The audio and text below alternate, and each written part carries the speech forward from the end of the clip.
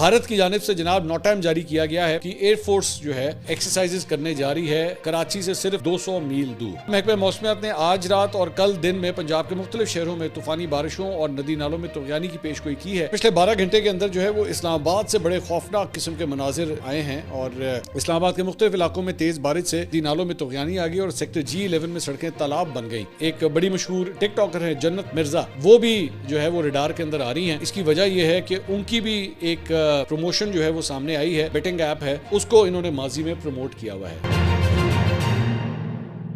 السلام علیکم ناظرین، میں ہوں منصور علی خان، اپنے ڈیل چینل کے اوپر آپ کو خوش آمدید کہیں گے۔ ناظرین، پچھلے 12 گھنٹے کی خبروں کے اوپر تبصرے اور تجزیے شامل کریں گے اس ویلاگ کے اندر۔ آپ سے درخواست کہ چینل کو سبسکرائب کرنا مت بھولیے، بیل آئیکن پریس کیجیے، اگر آپ کو ویڈیو پسند آئے اسے لائک اور شیئر ضرور کیجیے گا۔ اچھا جی، سب سے پہلے تو پچھلے 12 گھنٹے کے اندر جو ہے وہ اسلام آباد سے بڑے خوفناک قسم کے مناظر آئے ہیں اور یہ چند مناظر آپ سکرینز کے اوپر جو ہے وہ ساتھ ساتھ دیکھتے رہیں گے۔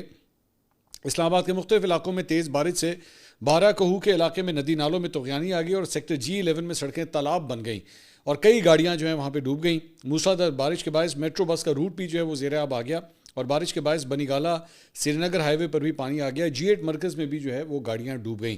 اعداد و شمار کے مطابق H8 میں 98 ملی میٹر، سید پور میں 45، گولڑا میں 76، بوکرا میں 52، PMD میں 95 ملی میٹر جو ہے وہ بارش ریکارڈ کی گئی ہے اور کٹاریاں کے مقام پر نالہ لئی کی سطح جو ہے وہ 15.7 فٹ تک پہنچ گئی۔ کٹاریاں میں بارش الرٹ اور پری الرٹ جاری کر دیا گیا ہے اور کٹاریاں میں الرٹ سطح جو ہے وہ 15.3 فٹ بتائی گئی ہے۔ اب یہ جو سب سے حیران کن بات یہ ہے، جو مناظر آپ سکرین کے اوپر دیکھ رہے ہیں، یہ اسلام آباد کے حوالے سے جو کچھ لوگوں سے میری بات ہوئی تو انہوں نے کہا کہ کوئی اتنی زیادہ بارش نہیں ہوئی، لیکن جس کی وجہ سے جو فلڈنگ ہوئی ہے، اربن فلڈنگ ہوئی ہے، یہ بڑی حیران کن اور خوفناک ہے کہ آخر اتنا کس طرح ہو گیا، اتنی زیادہ جو ہے وہ مطلب تباہی کس طرح ہو گئی اور لوگوں کی گاڑیاں اور سامان جو ہے وہ اس کی وجہ سے گھروں میں پانی داخل ہو گیا، آخر یہ کس طرح ہو گیا ہے۔ تو یہ بڑی ہی ایک ایسا سپیل ہے اس مرتبہ مانسون کا جو مجھے نہیں یاد پڑتا کہ کبھی اس طرح دیکھا ہو۔ مختلف شہروں کے حوالے سے ضرور ہم نے دیکھا، لیکن اس مرتبہ اگر آپ اٹھا کے دیکھیں کہ کراچی، لاہور، اسلام آباد، خیبر پختونخوا، بنیر میں بھی رات کو جو ہے وہ بڑی دوبارہ بارش جو ہے وہ شروع ہوگی۔ بنیر ذہن میں رکھیے گا کہ وہی ایریا ہے جہاں پہ پچھلے دنوں چند ہفتے پہلے جو ہے وہاں پہ جو لینڈ سلائڈز آئیں اور اس کے بعد نالے جس طرح بپھر گئے اور اس کے بعد اس کے ساتھ جو پتھر وغیرہ آئے، اس کی وجہ سے پہلے ہی بڑی تباہی ہوئی ہے اور ابھی بھی کل رات کو جو ہے وہ یہ خبر آئی کہ بہت زیادہ بارش ہوئی ہے وہاں پہ، اللہ خیر کرے۔ اس کے علاوہ راول ڈیم میں جو ہے پانی کا لیول انتہائی بلند سطح پر پہنچنے کے بعد سپل ویز کھولنے کا فیصلہ کیا گیا ہے۔ NDMA کے مطابق راول ڈیم کا لیول 1751 فٹ کے اوپر پہنچ چکا ہے۔ راول ڈیم کے سپل ویز 2 ستمبر منگل کو صبح 7 بجے کھولنے کا فیصلہ کیا گیا ہے۔ اور وفاقی دارالحکومت میں حالیہ بارشوں کے بعد مرغلہ ہلز کے ٹریل جو ہے وہ دوبارہ عوام کے لیے بند کر دیے گئے ہیں۔ آج سے چند دن پہلے بھی اس طرح ہوا تھا، اب ان کو دوبارہ جو ہے وہ بند کر دیا گیا ہے۔ ٹریل نمبر 2، 3، 4 اور 5 جو ہے وہ ان کو بند کر دیا گیا ہے۔ اس کے علاوہ محکمہ موسمیات نے آج رات اور کل دن میں پنجاب کے مختلف شہروں میں طوفانی بارشوں اور ندی نالوں میں طغیانی کی پیش گوئی کی ہے۔ محکمہ موسمیات کے مطابق آج سے کل رات کے دوران اسلام آباد، راولپنڈی، نارووال، سیالکوٹ، گجرانوالہ، گجرات، منڈی بہاؤدین، لاہور، ان تمام شہروں کے اندر جو ہے وہ تیز بارشوں کی پیش گوئی کی گئی ہے۔ وزیر دفاع خواجہ آصف صاحب نے قومی اسمبلی میں اظہار خیال کیا۔ انہوں نے کہا سیلاب سے بڑے نقصانات کی بڑی وجہ پانی کے راستوں میں تعمیرات ہیں۔ آبی گزرگاہوں پر کمرشل تعمیرات کی گئیں، لوگوں نے نالوں کی زمینوں پر اپنے گھر بنائے ہوئے ہیں، آبی گزرگاہوں پر ہوٹل بنے ہوئے ہیں۔ سیالکوٹ میں دریا کے راستے میں آبادیاں ہیں اور دریاؤں کے راستے پر قبضے کیے گئے اور اس کی زمینوں پر ہاؤسنگ سوسائٹیز بنائی گئی جس سے نقصانات بڑے ہیں۔ ڈیم ڈکٹیٹرز کے دور میں بنائے گئے، بھاشا، دیامیر اور محمد جیسے بڑے ڈیمز بنانے میں 10 سے 15 سال لگ جاتے ہیں اور بڑے ڈیم بنانے کے انتظار میں سب کچھ نہ لٹ جائے، چھوٹے ڈیم بنائے جائیں، ہر گاؤں کے لیے اپنا چھوٹا ڈیم بنایا جائے، ایک قومی لائحہ عمل بنایا جائے۔ PTI نے مومل ڈیم بنانے کی بات کی ہے، ضرور بنایا جائے۔ بارش اللہ کی رحمت ہے، اسے قدرتی آفت کہنا غلط ہے۔ اپنے اعمال کا بوجھ اللہ پر نہ ڈالیں، ہماری غلطی ہے کہ پانی کے راستے میں ہم نے تعمیرات کی ہیں۔ بالکل میرے خیال میں بات صحیح ہے، اگر یہ تباہی ہو رہی ہے تو اس میں بہت حد تک قصوروار ہمارا اپنا بھی ہے۔ بارش تو ہے ہی، پانی تو آ ہی رہا ہے، دریا کے ذریعے مطلب دریائے راوی کے ذریعے بہت پانی آیا ہے، لیکن اس میں ہماری اپنی کوتاہیاں، اپنی غلطیاں، اپنی پالیسیز بھی شامل ہیں جس کی وجہ سے جو ہے وہ اتنا نقصان اٹھانا پڑا ہے۔ بلکہ ترجمان پنجاب حکومت کوثر کاظمی صاحب جو ہے وہ کل رات کو میرے پروگرام میں آئے ہوئے تھے، تو اس پروگرام کے اندر بھی انہوں نے یہ بات کی کہ روڈا جو ہے وہ اسے اسٹریم لائن کرنے کی ضرورت ہے۔ میں روڈا کے حوالے سے جو ہے وہ بالکل بھی مطمئن نہیں ہوں جس طرح روڈا نے اپنی کاروائیاں آج تک کی ہیں۔ تو یہ بھی ایک بڑی شاکنگ بات ہے. اور دوسری جانب علی امین گنڈا پور صاحب نے کل جناب ایک بیان دیا ہے جس کی وجہ سے پوری ہلچل مچ گئی ہے پوری میڈیا کے اندر. انہوں نے کہا ہے کہ جی ہم کچھ ڈیمز کے نام لینے سے ڈرتے ہیں. کالا باغ ڈیم ریاست کے لیے ضروری ہے اور اگر اس حوالے سے کسی کے تحفظات ہیں تو بات کر کے انہیں دور کیا جائے. انہوں نے کہا کہ جی ہم کالا باغ ڈیم کی تعمیر کے لیے اپنا حصہ دینے کے لیے تیار ہیں مگر دیگر صوبوں کو اس میں حصہ ڈالنا چاہیے تاکہ ڈیم کی تعمیر ممکن ہو سکے. ہم نے ڈیم بنانے میں تاخیر کی, اس وجہ سے اتنا زیادہ نقصان ہوا ہے اور اب صوبائی حکومت اپنے طور پر ڈیم بنا رہی ہے. پاکستان میں قدرتی آفات کے حوالے سے کام نہیں کیا گیا اور نہ ہی ڈیم بنائے گئے. ہم نے گزشتہ سال 6 ڈیم مکمل کیے ہیں. گومل دام ڈیم بن گیا ہے جس کی وجہ سے نقصانات کم ہوئے اور اب ہم مختلف اضلاع میں ڈیم بنا رہے ہیں تاکہ مسائل کم ہوں. ہم پشاور کے تحفظ کے لیے جبہ ڈیم بنا رہے ہیں. بڈری پشاور سے سیلاب سے بچاؤ کے لیے حفاظتی دیوار بنائی جا رہی ہے.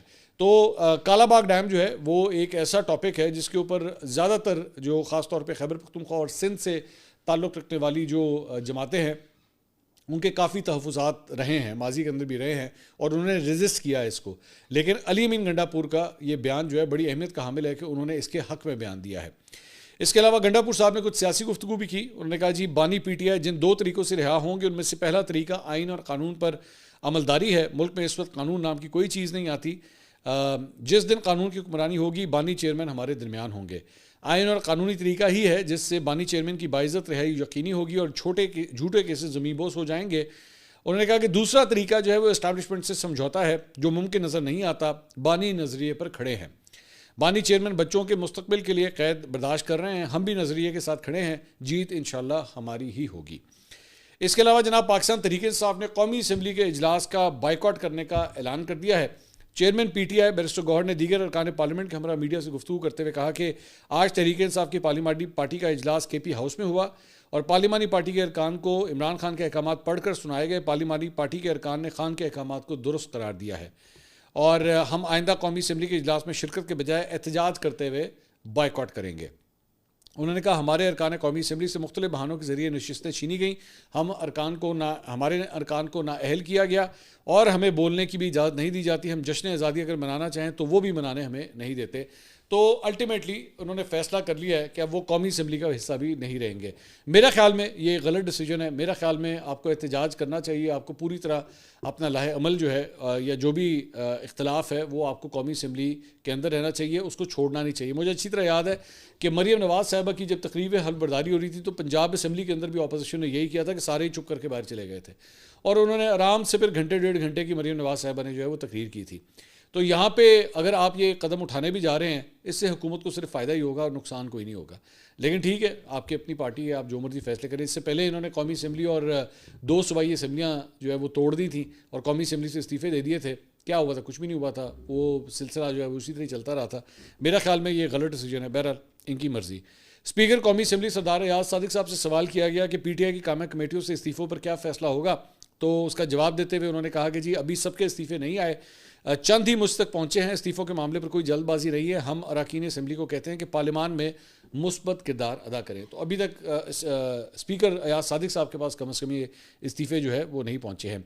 دوسرا, آج عمران خان صاحب سے ان کے وکلا رہنماؤں کی ملاقات کا دن ہے اور اس کی فہرست جو ہے وہ جیل حکام کو ارسال کر دی گئی ہے. 6 وکلا کی جو لسٹ ہے وہ بھیجی گئی ہے جس میں بیرسٹر گوہر خان, احمد اویس اور نیاز اللہ نیازی کے نام شامل ہیں. اس کے علاوہ نعیم پنچوتا, ظہیر عباس اور عاقل خان کا نام جو ہے وہ فہرست میں شامل کیا گیا ہے. اس کے ساتھ ساتھ ان کی فیملی سے بھی ملاقات کا دن ہے. علیمہ خان, نورین نیازی اور عظمیٰ خان بھی جو ہے وہ اڈیالہ جیل جائیں گے. دیکھتے ہیں ان کی ملاقات ہوتی ہے نہیں. لاسٹ ٹائم تو بڑی تفصیل سے ان کی ملاقات کروائی گئی تھی, بلکہ وہ بڑے خوش تھے کہ ہماری 3-4 گھنٹے کی ملاقات ہو گئی ہے عمران خان صاحب سے. اس مرتبہ اب یہ ہوتا ہے یا نہیں ہوتا, لیٹس سی. اس کے علاوہ خیبر پختونخوا اسمبلی کے اجلاس میں پی ٹی آئی کے رکن آصف محسود نے ایوان میں قرارداد پیش کی جس میں کہا گیا کہ عمران خان اور ان کی اہلیہ کے ساتھ غیر قانونی انسانی حقوق کے خلاف رویہ اپنایا جا رہا ہے.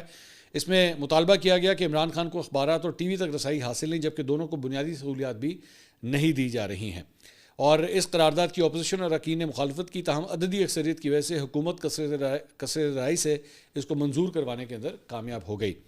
اس کے علاوہ نون لیگ کے سابق رہنما محمد زبیر صاحب نے ایک بڑا انٹرسٹنگ ٹویٹ کیا ہے.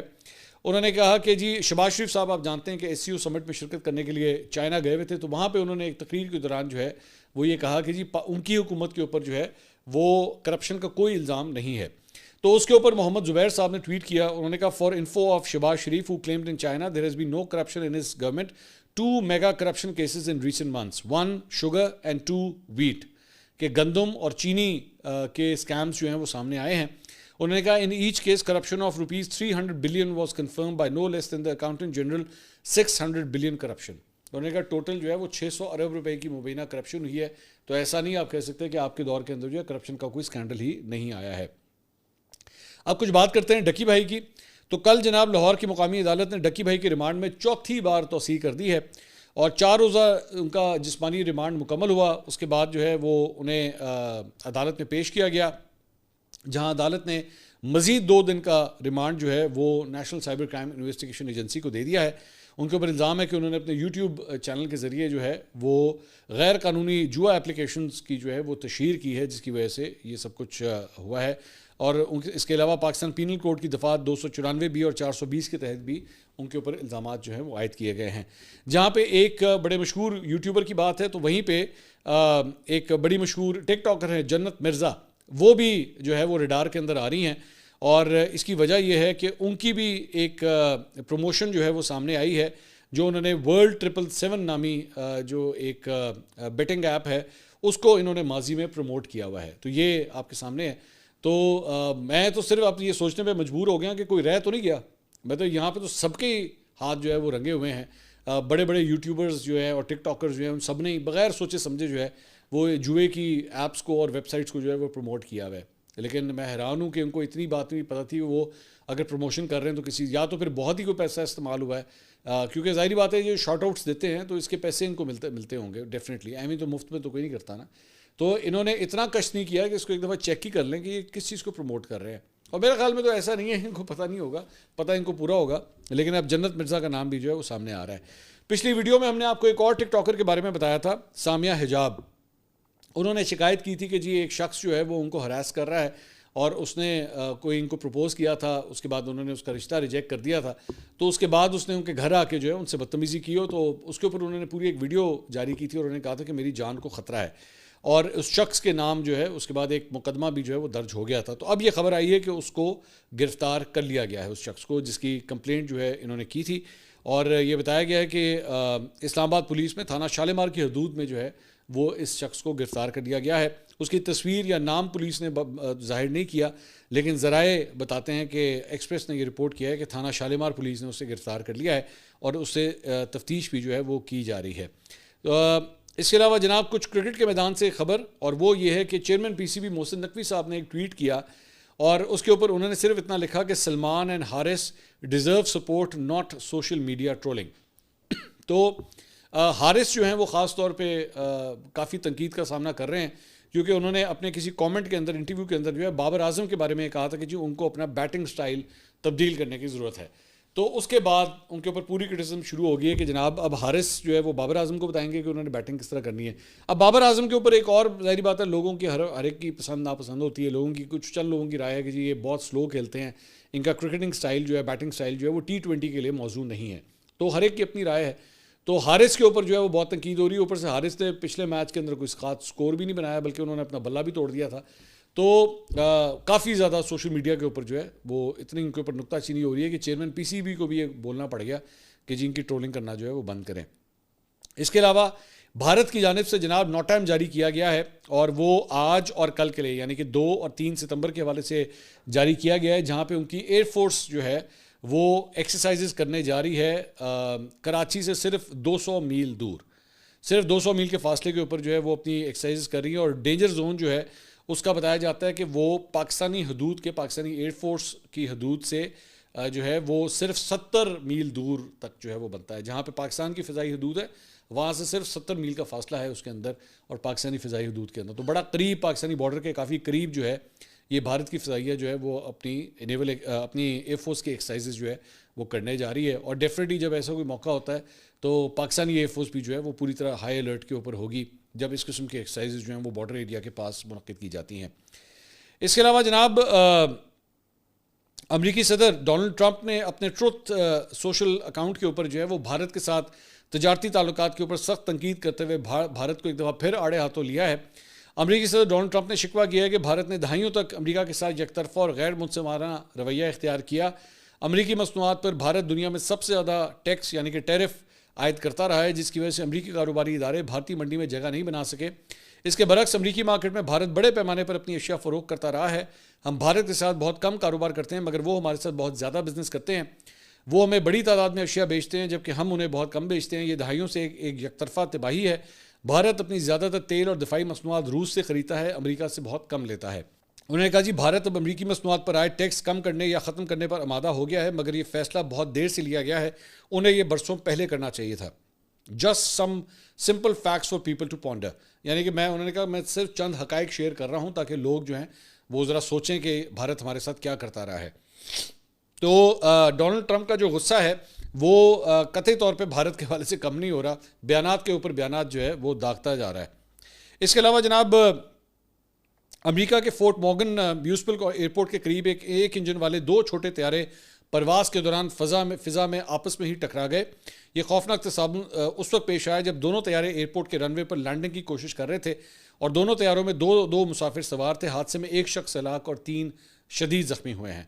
تاہم عینی شاہدین اور ریسکیو اہلکاروں نے بتایا کہ ایک زخمی نے ہسپتال پہنچنے کے بعد دوران علاج دم توڑ دیا۔ حادثے میں شدید زخمی ہونے والوں میں ایک اور زخمی کی حالت نازک ہونے کے باعث ہلاکتوں میں اضافے کا خدشہ ہے۔ مقامی میڈیا کی ویڈیو فوٹیج میں ایک طیارہ رن وے کے قریب مکمل طور پر تباہ دکھائی دیا، جس کے ارد گرد سیاہ راکھ اور تیل کے نشانات بھی موجود ہیں۔ اور عینی شاہدین نے بتایا کہ طیاروں کے تصادم کے بعد آسمان پر کالا دھواں اور آگ کے شعلے دیکھے گئے، جس پہ ریسکیو ٹیموں کو طلب کیا گیا۔ تاحال حادثے کی وجہ کا تعین نہیں ہو سکا۔ مکمل تحقیقات کے لیے فیڈرل ایویشن ایڈمنسٹریشن FAA اور نیشنل ٹرانسپورٹیشن سیفٹی بورڈ نے مشترکہ انکوائریز جو ہیں وہ شروع کر دی ہیں۔ تو یہ جناب اب تک کی اپڈیٹس تھی۔ اگلی ویڈیو میں آپ سے دوبارہ ملاقات ہوگی۔